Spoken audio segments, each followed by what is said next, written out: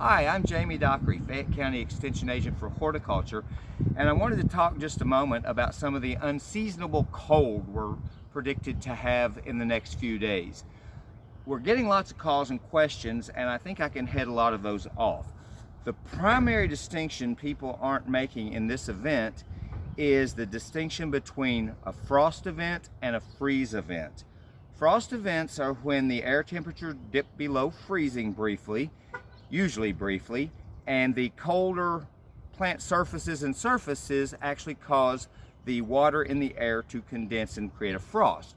A freeze, on the other hand, is actual sustained temperatures below 32 degrees for a period of time. We looked at this forecast and we are predicted to be 28 or 26 degrees depending on what part of the middle of the state you're in, and it may vary from west to east as it always does. However, everyone's planning or making efforts to cover plants. How covering plants works, whether you use a sheet or plastic. If you use plastic, 5 minutes of sunlight will cook your plants. Cannot happen if the sun is shining, must be late in the day. Fabric's a little more forgiving. But the whole point of covering is to capture the earth's heat. When I drive by houses and see small flowering trees that look like a lollipop with a sheet tied around the trunk, that does nothing.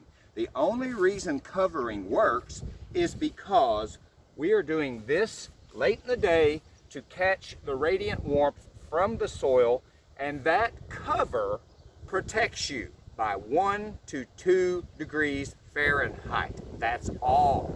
It's not going to change a freeze event. When we look at the forecast, in order to reach the 26 or ever how low it's going, we have roughly 6 to 7 hours of sustained temperatures below the freezing mark, below 32. No amount of covering, no amount of much of anything you can do is actually going to change that situation much.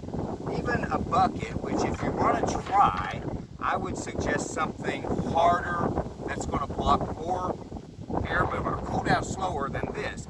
But even this bucket, below 32 for 6 hours, this is going to get, the air mass under here is going to get far below freezing. So this even is not adequate in an event like we're talking about. I don't want to be the bearer of bad news, but ultimately there's very little we can do. Anything you have the time and don't mind investing the time to do might be worth trying. Our biggest thing is to hope it doesn't get quite that cold. Most everything that is established, herbaceous perennials, trees, shrubs, they're all going to be damaged and set back. Maybe not all, certain things from mountainous regions. Peonies might escape some of this, but know the plants themselves will recover. Vegetables that are already out, that's challenging. Certain things are cold hardy and will be okay with this if the temperatures are cool enough leading up to. When we have 80-degree temperatures one week, followed by 28 degrees, those soft plants are not as durable as the plants that would have been grown at cooler temperatures. Similarly, if a plant has come from inside a greenhouse a week before you put it in your vegetable garden, double whammy. That's going to be a problem. I would suggest, I know there's some tomatoes out in the state. I hope no one has planted peppers yet because they need a good 5 degrees warmer soil than tomatoes. I like mid-May. But on things like that, you should probably just consider digging them out of the ground and bringing them in overnight.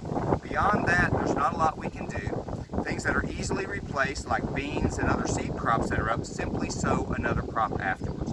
I hope this has been helpful in telling you a little bit about the difference between frost and freeze and helping you utilize your time wisely as far as covering, whether to cover, not whether to do anything. All of those things may provide a tiny marginal benefit, but it is not likely to offset the damage done by 6 hours below the freezing point. Jamie Dockery at the Fayette County Extension Office signing off. I hope this has been helpful, and please, everyone, stay well.